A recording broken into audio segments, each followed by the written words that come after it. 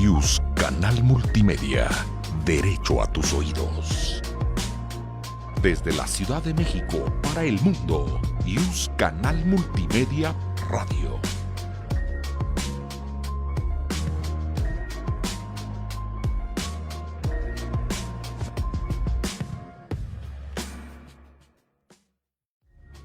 IUS Canal Multimedia presenta Mundo Forense, conducido por Zoraida García Castillo, Anaí Rodríguez González y Carla Vázquez Barrera.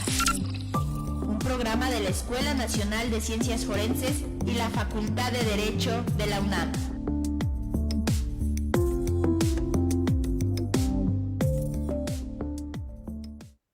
Muy buenos días, les habla Anaí Rodríguez González en este subprograma Mundo Forense. Queremos dar las gracias a la Facultad de Derecho de la UNAM por esta colaboración con la Escuela Nacional de Ciencias Forenses para la promoción de la ciencia forense en diferentes áreas de expertise. Les recordamos que el día de hoy estamos transmitiendo desde la plataforma del canal IUS Multimedia y por la página de Facebook de la Escuela Nacional de Ciencias Forenses de la UNAM, en donde nos pueden dejar sus preguntas y comentarios para el invitado del día de hoy. Bienvenidos y bienvenidas. Hoy nos acompaña el doctor José Pablo Garayba para conversar sobre el tema la crisis forense y el papel de la ciencia. Me voy a permitir leer una muy breve semblanza de nuestro invitado. Es antropólogo forense peruano y ha trabajado durante los últimos 30 años como experto para las Naciones Unidas, el Sistema Interamericano, Perú, y actualmente como coordinador forense para el Comité Internacional de la Cruz Roja en México y América Central. Es autor de varios artículos científicos y de 2 libros. Recibió el premio ONU 21 en el año 2006 por su labor en la creación de la Oficina de Personas Desaparecidas y Ciencias Forenses en Kosovo y el premio Judith Lee Strunch en 2011 por el Centro para Justicia y Rendición de Cuentas. José Pablo es fundador y durante varios años director ejecutivo del equipo peruano de antropología forense. Sus inicios como estudiante en arqueología en una universidad pública fueron durante el conflicto armado interno que asoló Perú entre 1980 y 2000. Su temprana relación con Amnistía Internacional como miembro de base configuró su visión entre la ciencia y el activismo. Desde la perspectiva de lo objetivo, ciencia no debe oponerse a lo afectivo, activismo. Su experiencia profesional abarca todos los continentes e incluye genocidio, desaparición de personas y otros crímenes contra la humanidad. No descuidó este contrapunto entre ciencia y activismo. Las causas de la ciencia forense son diversas y profundas. Por una parte, le corresponde a las instituciones forenses. El aumento en la violencia en los últimos 15 años, en particular las desapariciones forzadas y por particulares, los homicidios y el ocultamiento de personas fallecidas en fosas clandestinas, la crisis de violencia ha generado una carga de trabajo inusitada para los servicios forenses del país. En segundo lugar, se encuentran causas inherentes a los servicios forenses, personal insuficiente, formación inadecuada, poco trabajo interdisciplinario, bajos sueldos y contratos temporales. Los servicios forenses cuentan con protocolos desactualizados, carentes de un sistema de supervisión y control de calidad, sus bases de datos están subutilizadas y escasamente interconectadas, falta insumos, equipamiento en los laboratorios. Asimismo, los servicios forenses carecen de independencia para realizar su trabajo. Están subordinados a las decisiones del Ministerio Público, lo cual se traduce justamente en que la posibilidad del enfoque científico pues no sea objetivo. Sobre la crisis forense y el papel de la ciencia nos hablará el doctor José Pablo. Bienvenido, doctor. Muy buenos días, gracias por la invitación. Muy buenos días, doctor. Lo primero que quisiéramos empezar a preguntarle es justo sobre esto que se mencionaba en su semblanza, ¿no? La importancia de pronto entre la relación de la ciencia con esta parte objetiva, pero también esta parte afectiva que tiene que ver con una militancia, un activismo, ¿no? Que hace una protección hacia las personas que se encuentran en situación de víctima ante estas violaciones a derechos humanos. poco nos gustaría saber cómo usted llegó como a esa visión, a esa postura en su desempeño profesional para entonces poder empezar con el tema. ¿Cómo no? Bueno, yo creo que cada persona que desempeñe cualquier tipo de actividad profesional es marcada de alguna manera por el medio y por la historia propia que le tocó vivir. Eh, los años 80 en el Perú no fueron unos años fáciles, claramente, y menos aún en una universidad pública. Yo creo que este elemento marcó muchísimo la necesidad de no solamente utilizar medios, digamos, científicos, reproducibles para poder ayudar, por un lado, a la justicia, pero por otro lado, tener también la claridad que hay personas detrás de esos hechos, por más terribles que sean. No me refiero solamente a la persona fallecida o desaparecida, sino a quienes los buscan, a quienes esperan, a quienes pierden finalmente. Y esta relación entre el hecho, lo objetivo, digámoslo así, pero la necesidad también de luchar de alguna manera para que las personas que esperan, que buscan, que necesitan saber, sepan. Este balance no es muy sencillo. Eh, Ciertamente se puede definir como activismo si es que el activismo desde una visión muy restringida ser activista hacia una causa en particular. Yo diría, eres un activismo hacia todas las causas en general. Es decir, el derecho a saber de las personas es una necesidad humana y es un derecho humano. Y creo que si es que el activismo va en defender ese derecho, pues hay que hacerlo. Y creo que eso es lo que me marcó a mí en particular.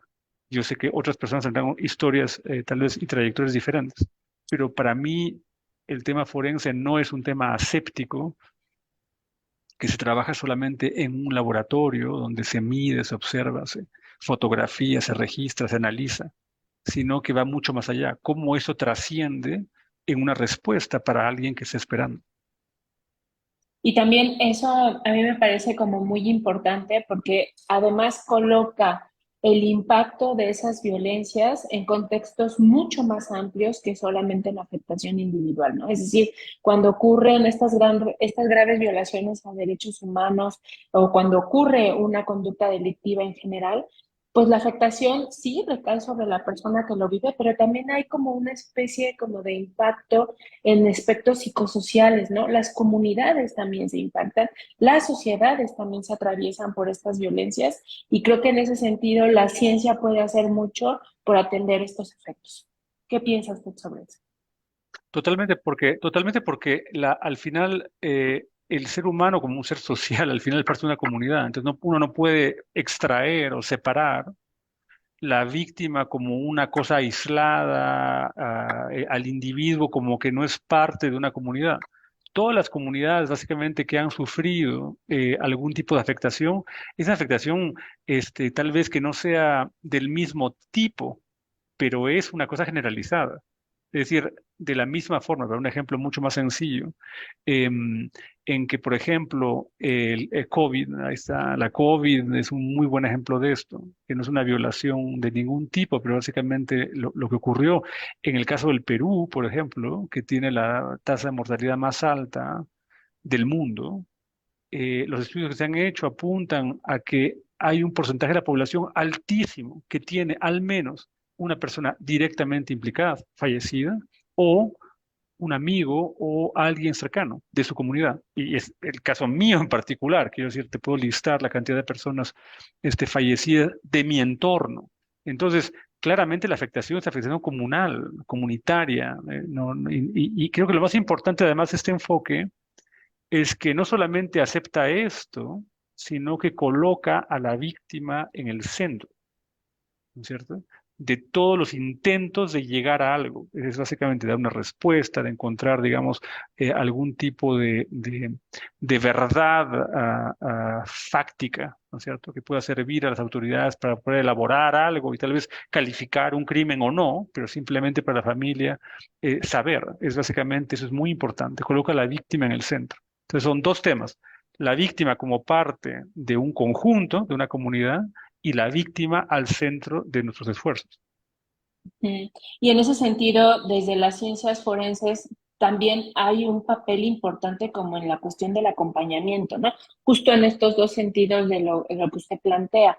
De pronto pareciera que esta lógica de la objetividad, ¿no? Hace como que algunas intervenciones tengan que ver solamente con aportar ciertos datos, con analizar ciertos indicios o materiales y demás, y deja fuera justamente este papel de acompañamiento no solamente en cuanto a la reparación y la integración, sino también dentro de los procesos judiciales. Y además que el tema del acompañamiento, por ejemplo, lo que acabas de decir es importante porque el tema del acompañamiento puede verse también y en muchos contextos se ha dado, no es la lógica que tenemos ahora, que por suerte hemos aprendido mucho, es de patologizar a las víctimas. Es decir, pensar que la situación que la víctima atraviesa es una situación patológica que se puede resolver, digamos, no sé, tomando una pastilla, un antidepresivo. Estás deprimido porque te han desaparecido alguien. Entonces estás en una suerte de negación, estás en una pérdida ambigua. Entonces esa situación básicamente se puede resolver. Bueno, seamos claros. Claramente, el acompañamiento psicosocial y la atención psicosocial a las personas familiares de una violencia de algún tipo son elementos que les permiten transitar o hacer un tránsito. Es un elemento básicamente terapéutico que les ayuda a hacer un tránsito. No es porque estén enfermas, es porque se necesita un acompañamiento para atravesar un proceso, ahí sí de crisis, porque es lo que no ocurre todo el tiempo. Las víctimas no son naturales, no hay víctimas naturales, las víctimas se construyen. ¿Y cómo se construyen? A través de una afectación muy específica.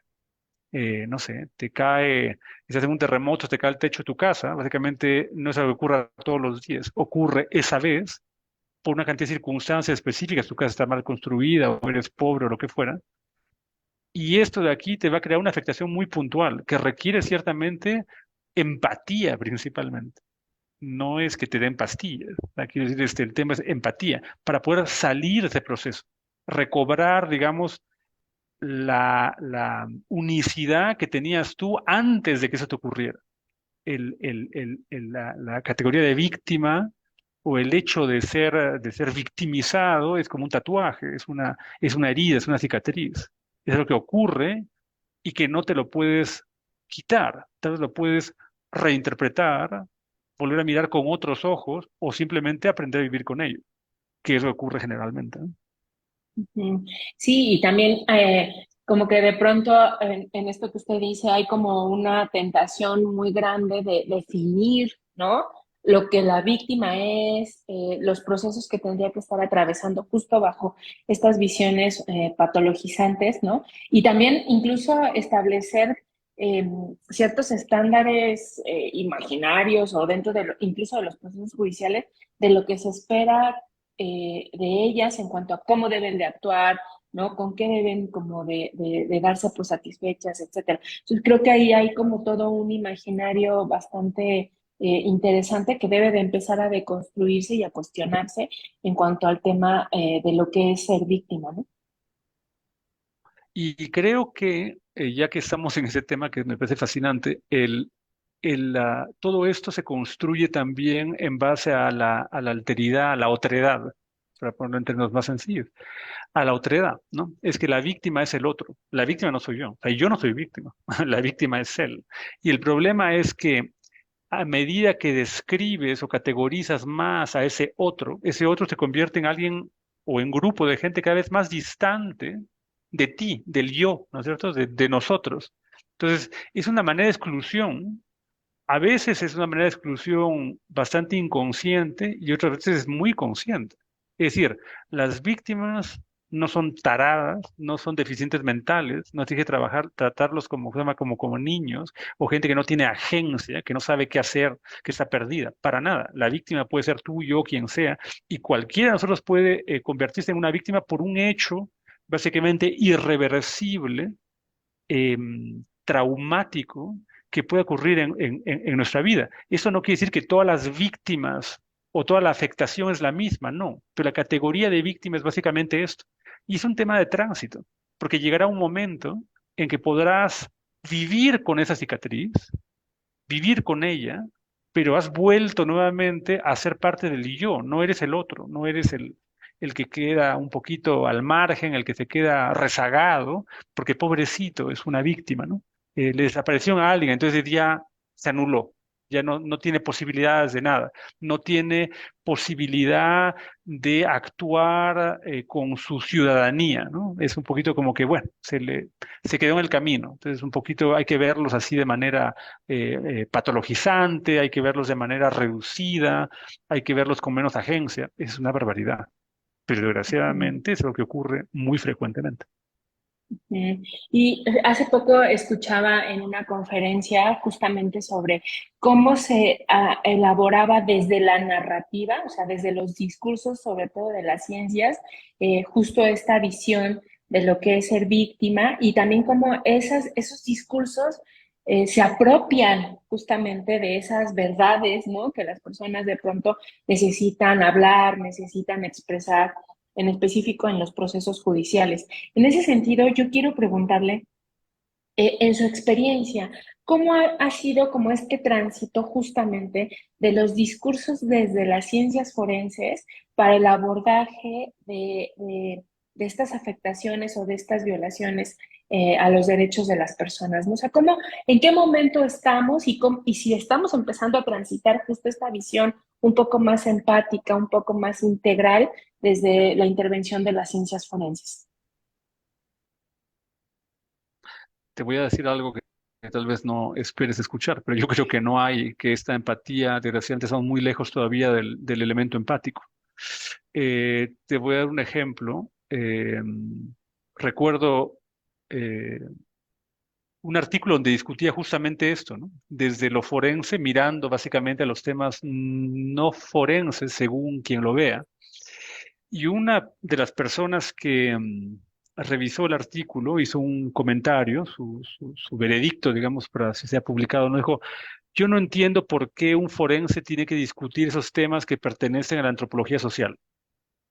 O sea, lo que quiere decir, en pocas palabras, yo no sé de qué están hablando, pero eso de ahí debe ser para un antropólogo social, que tampoco sé qué hace, pero no es para un forense, porque el forense, no sé, tiene su cadáver, su huesito, su fluido, su sangre, su lo que sea, y mide, analiza, usa su espectrógrafo, usa su HPLC, usa su no sé qué diablos, básicamente, para hacer su secuenciador.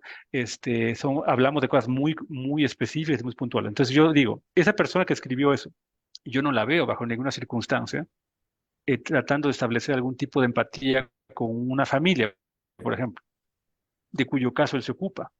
¿Mm? No lo veo. A ver, tal vez me equivoco, es una persona fabulosa, pero no creo que ni siquiera en su desempeño profesional esta persona se ocupe de ese tipo de cosas, porque ese tipo de cosas, así entre comillas, pertenecen a otro departamento. Y esto es básicamente lo que vivimos, y es la compartimentalización del trabajo forense más que la unificación dentro de un enfoque interdisciplinario, multidisciplinario, integrado. Y esto se ha visto en temas también muy puntuales, como por ejemplo las pericias médico-legales, en temas de patología, tanatología. La lógica de establecer un archivo básico de identificación, es decir, que yo tengo un cadáver sobre la mesa y en este cadáver, las acciones de este cadáver deben darse básicamente por todas las disciplinas que pueden contribuir para saber quién es esa persona, es decir, restaurar la identidad de esa persona, no solamente para saber cómo murió, pero para saber cómo murió no hay que ser tampoco un genio, es decir, una autopsia médico-legal te va a dar la causa de muerte, ¿no? Es el primer punto, pero no solamente la causa de muerte. ¿De qué me sirve a mí saber que esa persona la mataron de un disparo cuando no sé quién es esa persona? Y este es el tema que tiene que unirse entre ese cadáver que tengo en la mesa, ese tejido que estoy mirando, que estoy cortando, que estoy extrayendo, con lo que viene después. ¿Qué viene después? La familia que está esperando. Saber, por ejemplo, si es que su papá, que no volvió a la casa, no terminó muerto casualmente y terminó en ese Instituto de Medicina Legal, no sé, desnudo, sin identificación y con un balazo en la cabeza. Entonces, las dos cosas no son incompatibles, pero tenemos una limitación sumamente grande. Y creo, con mucho respeto para todos los colegas forenses que estén escuchando y los que no son forenses, que nos faltan, estamos a siglos de distancia entre, ¿cómo se llama?, una distancia temporal, quiero decir, respecto a poder llegar a ser un poco más polifacéticos. ¿Y qué me refiero con esto? Sí, usted es médico forense, usted es antropólogo, usted es no sé qué. No, usted no solamente se ocupa de su objeto de estudio limitado a esta probeta, a este hueso, a este tejido, a este cadáver, sino tiene que ir mucho más allá. Es decir, ser capaz de comunicar y comunicarse con la persona que tal vez requiera saber algo sobre eso. No decirle, bueno, mire, ya el tema es así, ya fue, ya ocurrió de esta manera, ya el resultado es deje de, ¿cómo se llama? Deje de molestarme, ya le dije que se murió, ya le dije que le dispararon, ya le dije no sé qué, no hice más, que es algo muy común, ¿no? Es algo muy común, desgraciadamente. Entonces yo creo, la respuesta es no, creo que no hemos avanzado mucho, creo que nos falta muchísimo, creo que estamos en la edad de piedra respecto a eso. Doctor, yo coincido totalmente con lo que ha mencionado, porque además creo que el trabajo multidisciplinario o integrador de diversos perfiles no hace por sí que exista esta visión de todos los profesionales que están inmersos en el análisis de un caso en particular. Mi pregunta sería como qué es lo que nos ha llevado a diversos países a estar inmersos en una crisis forense. Y me gustaría saber específicamente qué es lo que pasa con México, porque esto, en efecto, pues tenemos como tantas personas desaparecidas, pero a la vez, o independientemente de estas desapariciones, se sigue desapareciendo gente día con día, no tenemos una unión en las investigaciones, el derecho y la ciencia pareciera que están como cada uno por canales o por caminos diferentes. ¿Cuál es lo que estamos viviendo? ¿Qué es lo que está pasando con nuestro país? ¿Cuál es su visión? A ver, el primer punto que me gustaría desafiar, digamos, es el concepto de crisis. Yo no creo que haya una crisis forense en México, porque una crisis es algo súbito, es un pico de fiebre, básicamente, que no te dura no sé cuántos años. Es decir, tú no tienes 40 de fiebre por no sé cuántos años, tienes un día de 40 de fiebre, que es tu crisis, ¿no es cierto? Y de ahí el tema baja nuevamente a una normalidad. Entonces, yo creo que el uso de crisis, de alguna manera, en el sentido básicamente de algo súbito, agudo, no es correcto. Eso es una cosa crónica. Entonces ya no sería una crisis como tal. Pero me gustaría rescatar el elemento de crisis como una posibilidad o como una oportunidad, como un medio transformador de algo que ya no da más. Es como decir, hizo crisis, se rompió ya, y yo creo que algo se ha roto, definitivamente. Ujú. Pero eso nos da dos temas. Lo roto es el diagnóstico, pero veamos ahora la oportunidad. Entonces, el primer punto, yo diría que aquí hay tres temas, si queremos hablar de la, entre comillas, crisis, porque no tengo otro mejor nombre como llamarla, y todos la llaman crisis, así que seguiremos con el nombre crisis. Eh, hay tres temas para analizar esto. ¿M? El primer tema es un tema de procesos, ¿correcto? Es decir, México es una federación de 32 estados. Yo vengo de un país muy chiquito comparado a México, y ciertamente cada estado a mí me parece un país. Tiene su propio sistema legislativo, ejecutivo, tiene todo, es un país en sí mismo. Entonces, acá hay un tema, y el tema es que los procesos que se desenvuelven en todos los estados no son los mismos. Toda la unión no trabaja de la misma manera. Ese es el primer punto.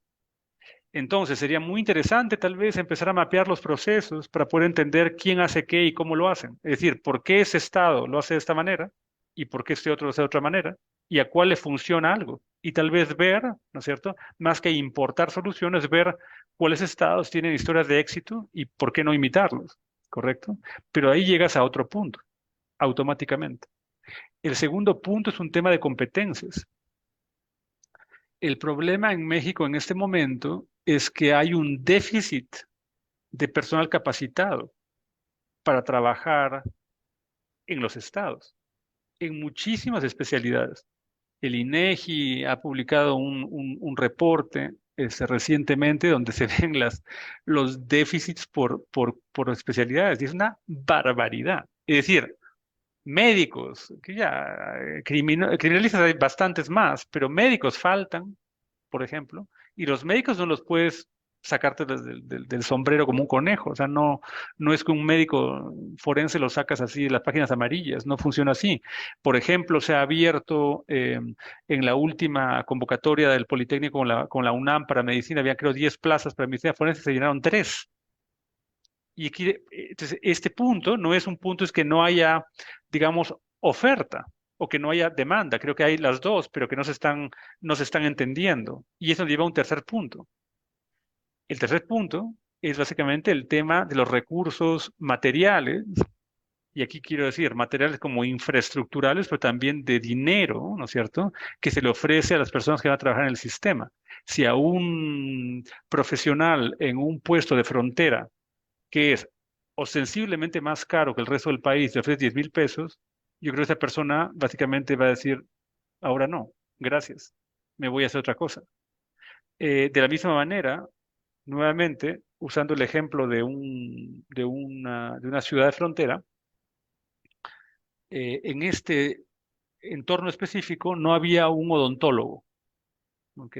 Ya, odontólogo forense, pero bueno, odontólogo forense puede ser una cosa muy exquisita, pero no es un odontólogo, alguien que te pueda ayudar a hacer un odontograma de un cadáver, ya. Si nos ponemos ya no puristas, pero básicamente básicos, pues no había.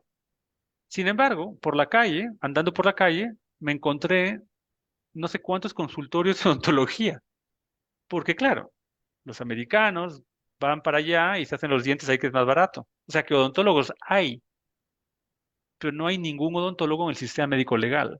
Entonces, eso nos hace pensar básicamente el tercer punto, que el tercer punto es qué cosa ofreces tú para que la gente trabaje contigo. Y eso es lo que está fallando.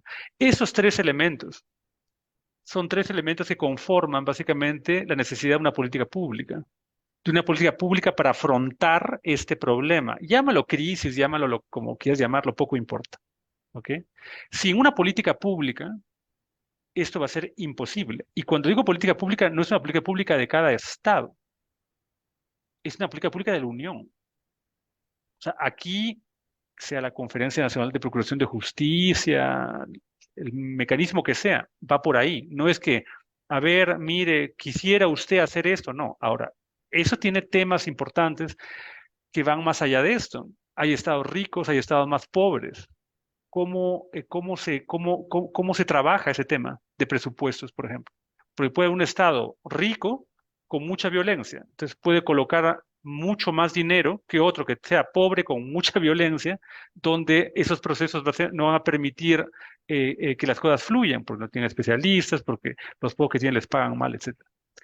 Ahora, ese sería el tema, digamos, diagnóstico general. Y el otro problema que hay es que en México, a diferencia de otros lugares, aunque en México no es excepción a la regla, la casuística no es una casuística retrospectiva, es una casuística retrospectiva y prospectiva, porque la gente sigue muriendo, porque hay gente que sigue, sí. O sea, esto ocurre, no es que diga, tengo no sé cuántas personas del conflicto, ¿no? Las tengo que ocuparme. Ya se acabó el conflicto, o sea, ahora me ocupo, eso no es así, ¿no? Entonces, estas dos cosas llaman necesariamente al desarrollo de una política pública que pueda enfrentarse a esos problemas. Ahora, si tuviéramos una política pública mañana, si mañana nos dicen ya está esta política pública, hay no sé cuántos millones aquí para todos, tampoco se soluciona el problema, porque vayamos ahora al segundo punto, que es el tema de capacidades. Es decir, nosotros no se podemos inventar, ¿verdad? No se pueden inventar básicamente profesionales de un día para otro. Y ustedes lo saben bien en la Escuela Nacional de Ciencias Forenses. No es como que haces un curso, no sé, de una semana y ya estás capacitado. Entonces, acá tenemos que tener una gran creatividad para enfrentar ese tema.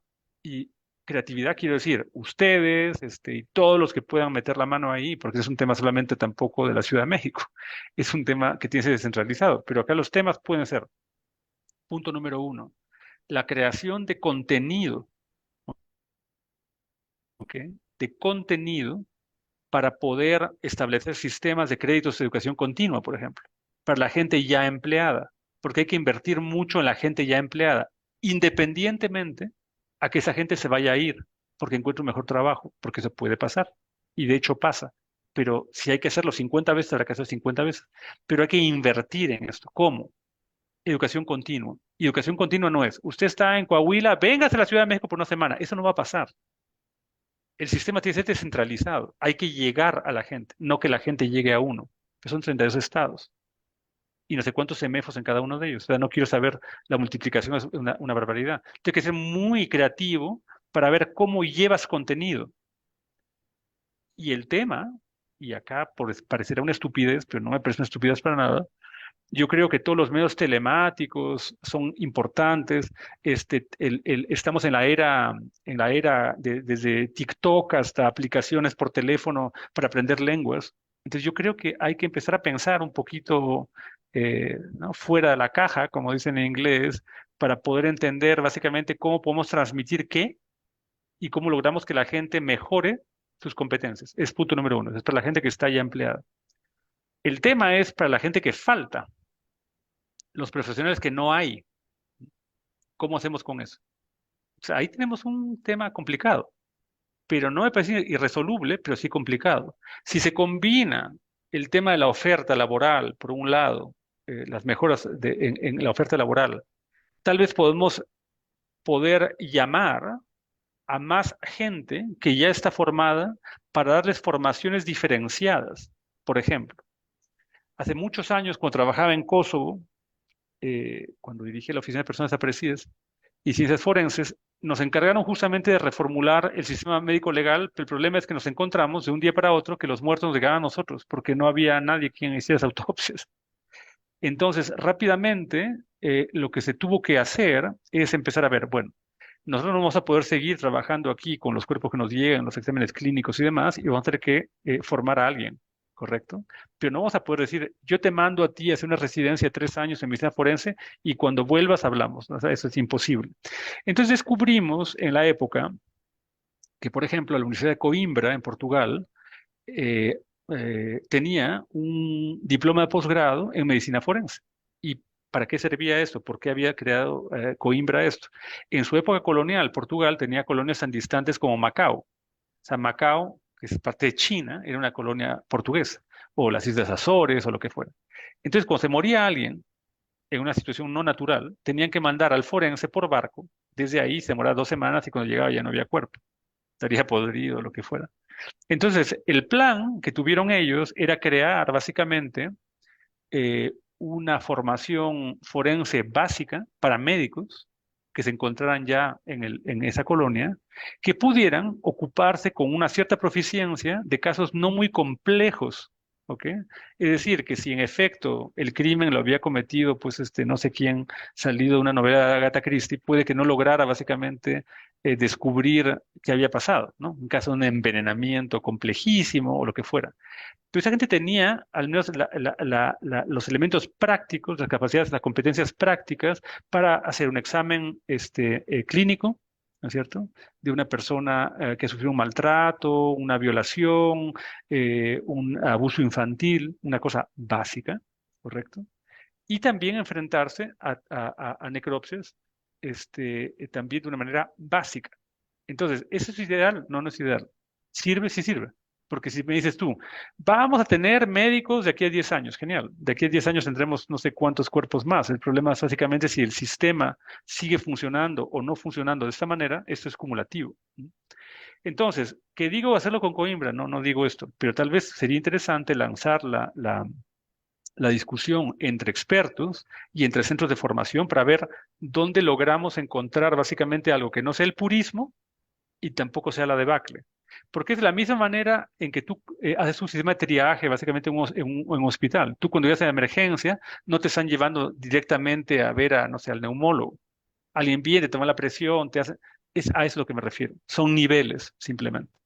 Pero esos niveles de atención que tendrían que ser con mucho coaching, con mucha supervisión y demás, tienen que darse dentro de un marco de política pública, nuevamente, porque si yo le pago lo que le pago a esa persona, va a decir, pues no, mejor trabajo en una farmacia, gano más trabajando en una farmacia que yéndome a no sé dónde a hacer esto.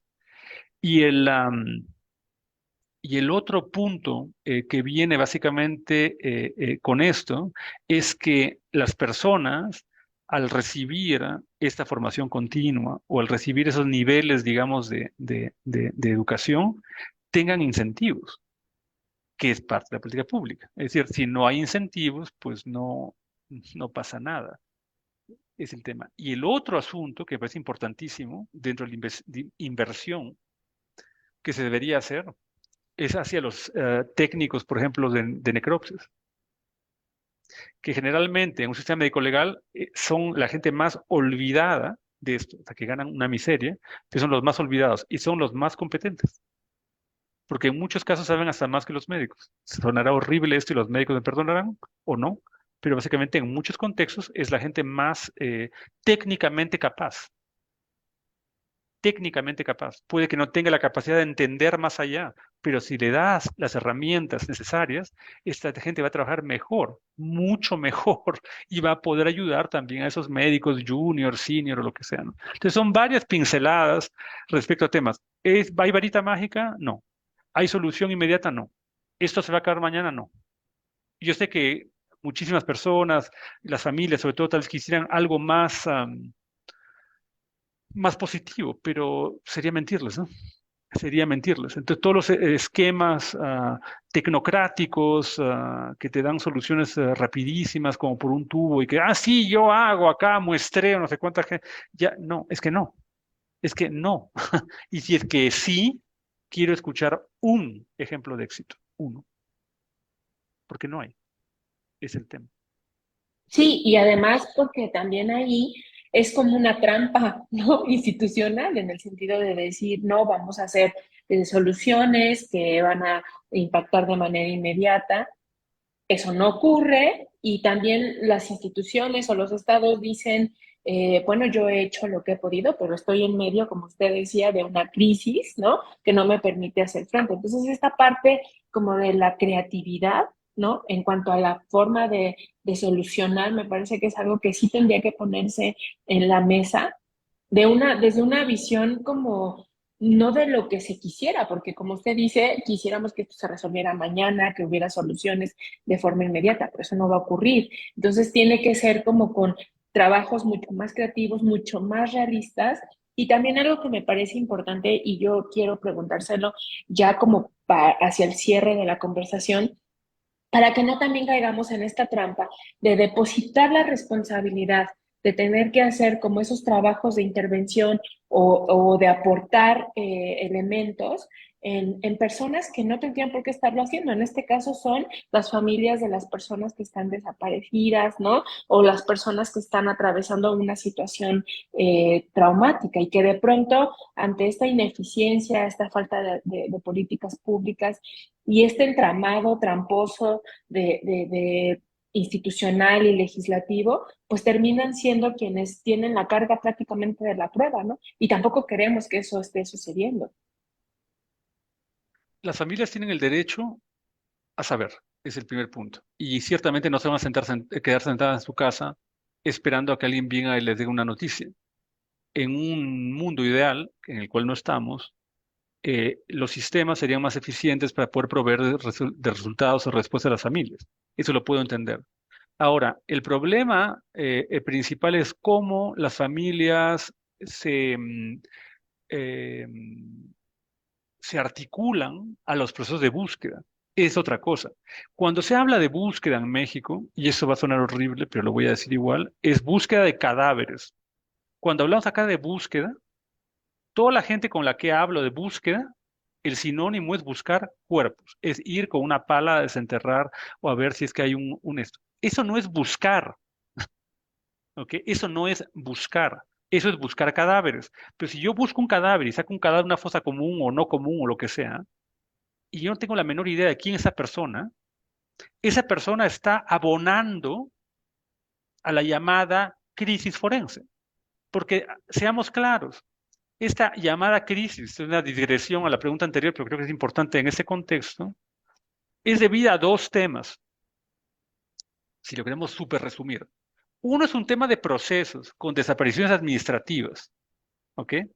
¿Por qué? Porque la mortalidad en cada estado no tiene que definirse como una mortalidad autóctona a ese estado, ¿ok? Si yo, por ejemplo, secuestro, no sé, a una persona en el estado A y después la mato en el estado C, el estado C está analizando esa muerte con los elementos que tiene dentro de ese estado, pero no tiene la menor idea básicamente de dónde vive esa persona.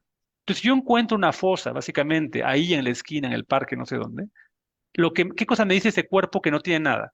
Un cuerpo sin identificación, sin nada de particular, nada. Ya un cuerpo desnudo, más claro todavía. Ese cuerpo desnudo es un cuerpo. ¿Yo lo asocio a qué? Ah, es un hombre joven. ¿Sabes cuántos hombres jóvenes hay desaparecidos? No es que no me sirve de mucho. Entonces, lo que trato de explicar con esto es que la búsqueda de cuerpos no es el tema. La búsqueda debe enfocarse básicamente a una asociación de elementos que nos permita determinar al menos el paradero de la persona buscada. La suerte de la persona buscada, si es viva o muerta, es otra cosa. Porque yo a priori no puedo decir, estoy buscando a un muerto. No. Ahora hablan de búsqueda forense y búsqueda en vida. No, la búsqueda es una sola. ¿Ok? Entonces quiero saber la situación en que esa persona desaparece, todo lo que se relaciona a esto para poder entender cuál es la posible y después probable suerte. Ese es el punto más importante. Entonces, las familias, desgraciadamente, y por la desesperación, y no las culpo, y no es una crítica hacia ellas, se han volcado o abocado a cosas que aparentemente las autoridades no hacen. Pero ese no es el camino. Y no soy yo nadie para decirle que no lo hagan. Porque si estuviera en la situación de ellas, pues tendría lo mismo. Pero acá es un problema también de pesos y contrapesos, ¿no? Si por el otro lado no pasa nada, pues entonces, ¿qué esperan? Que la gente se quede ahí esperando tranquila. Pues es complicado, ¿no? Doctor, seguramente tenemos aún muchísimos retos justo para poder hacer frente a toda la problemática que está viviendo no solamente nuestro país, sino América Latina y el mundo. Yo creo que en efecto se tiene que apostar justo como a este trabajo multidisciplinario integral, a esta capacitación constante. Creo que ese es uno de los compromisos que tiene también la propia Escuela Nacional de Ciencias Forenses. Y estoy cierta que seguramente en alguna otra misión en donde pueda acompañarnos, podremos ver a lo mejor algún avance, ¿no? Me gustaría pensar y quiero tener la esperanza justo de que estos problemas necesitan ir avanzando, necesitan ir madurando en cuanto a las soluciones y en cuanto a esta creación de políticas públicas que, por desgracia, no existen de manera fortalecidas en nuestro país. La esperanza es lo último que se pierda. Así que yo espero realmente que este podcast también lo escuchen muchas personas y a ver si es que cambiamos un poquito la lógica que se tiene hasta el momento. Esperemos que así sea.